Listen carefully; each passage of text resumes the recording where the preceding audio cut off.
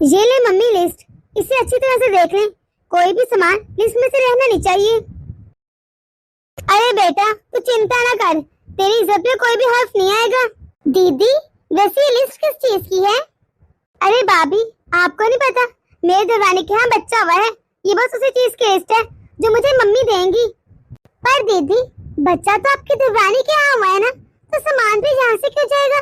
सामान तो उनके मैके से आएगा ना। अरे तेरे अंदर कुछ अकल है कि नहीं? ये तो कैसे बातें कर रही है? ये इस घर की बड़ी बहू है, तो इसका कुछ हक बनता है कि नहीं? इसका भी हक बनता है कि इसके मैके वाले बच्चे के लिए सामान लेकर जाएं। सॉरी मम्मी, मेरा ये मतलब नहीं था, वो तो आप लोग बस लिस्ट की बात कर रहे थे तो मैंने पूछ लिया। वैसे दीदी सामान क्या क्या जाएगा यहाँ से? देखिए भाभी, मेरे और मेरे शौहर के, मेरे बच्चे के वो तो कपड़े जाएंगे यहाँ से। इसके अलावा देवरानी का जिसका बच्चा हुआ है उसके, उसके शौहर के, उसके भी कपड़े होंगे। मेरी ननद है उसकी पूरी फैमिली के कपड़े बनेंगे, वो भी जाने चाहिए।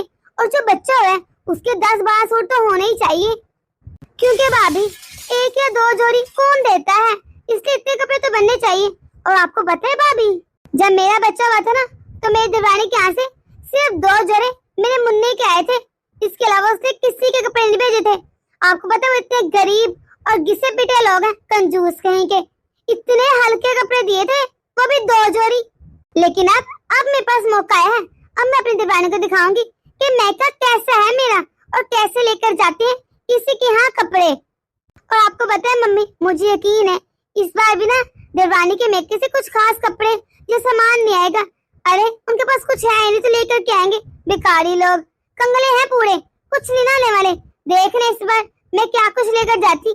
मम्मी आप जो सामान यहाँ से लेकर जाएंगे ना, सारा अच्छी क्वालिटी का होना चाहिए, कोई भी चीज हल्की नहीं होनी चाहिए, वधिया से वधिया चीज हो।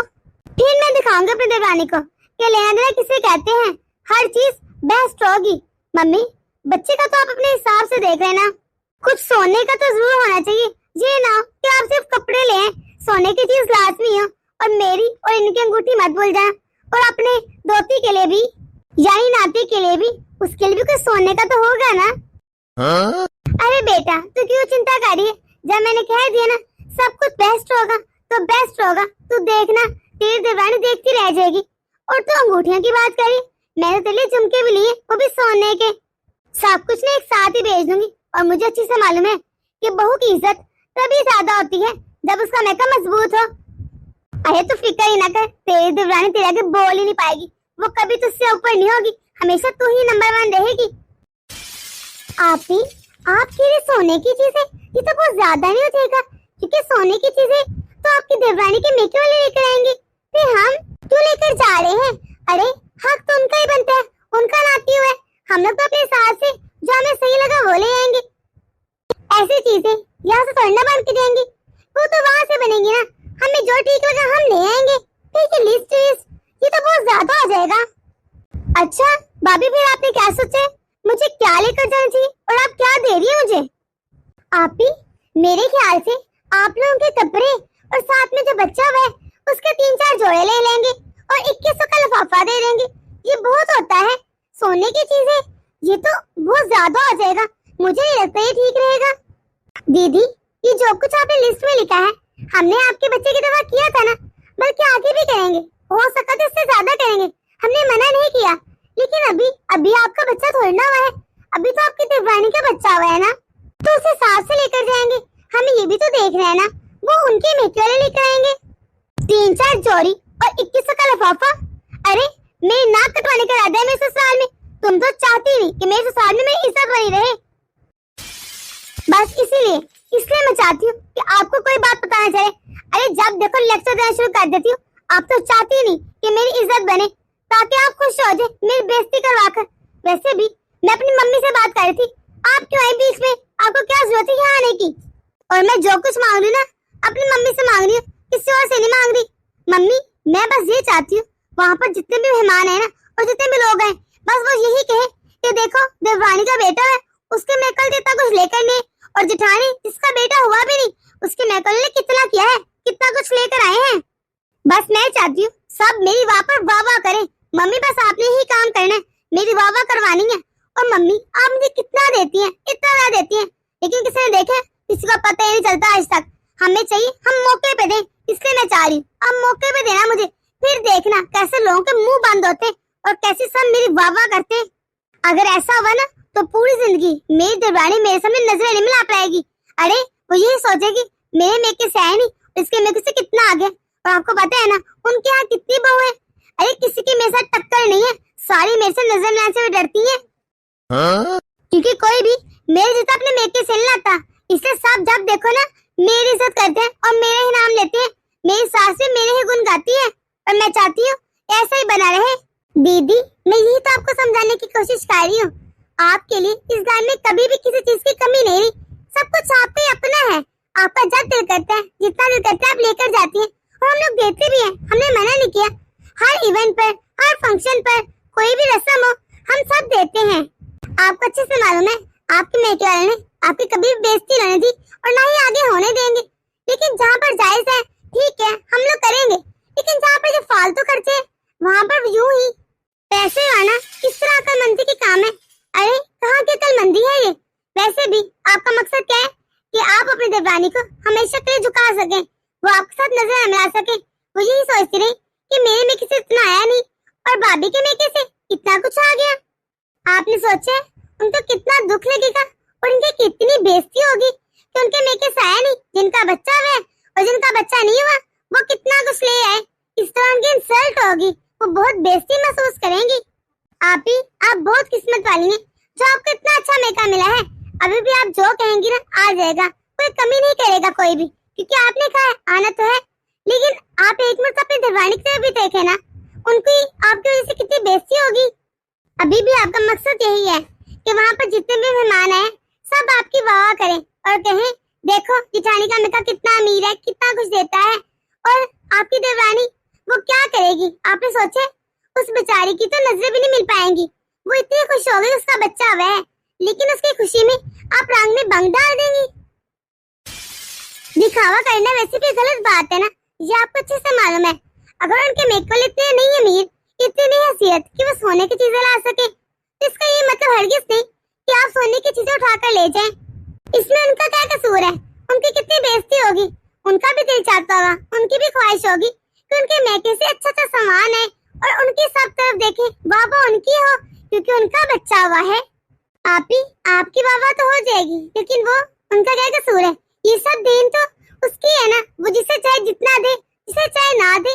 इसका मतलब ये तो नहीं कि आप अपने गरूर में किसी और का साथ नीचा कर दे। बस बहू बहुत बोल लिया तूने, काफी देर हो गई बोल रही है। पहली बात हमने तुझे पूछा नहीं कि क्या देना और क्या नहीं, और दूसरी बात तू आई के बीच में तो होती कौन है कुछ भी कहने वाली कि मेरी बेटी को क्या देना चाहिए क्या नहीं। तुझे किसी ने पूछा है? कितने आराम से कह रही है 2-3 सूट और 21 का लिफाफा दे दे। अरे तू चाहती क्या है कि मेरी बेटी के सबके सामने नाक काट जाए, उसकी बेइज्जती हो जाए? मुझे पहले शक था तू चाहती है कि मेरी बेटी की इज्जत न रहे। मेरे जीते जी सब कुछ नहीं होगा। मेरे और मेरी बेटी के दरमियान बोलने का ना हक किसी ने दिया तुझे? आइंदा बोलने की कोशिश न करना। हाँ आई बड़ी मशवरा देने वाली। आज तो मैंने तुझे माफ कर दिया, कुछ नहीं कह रही।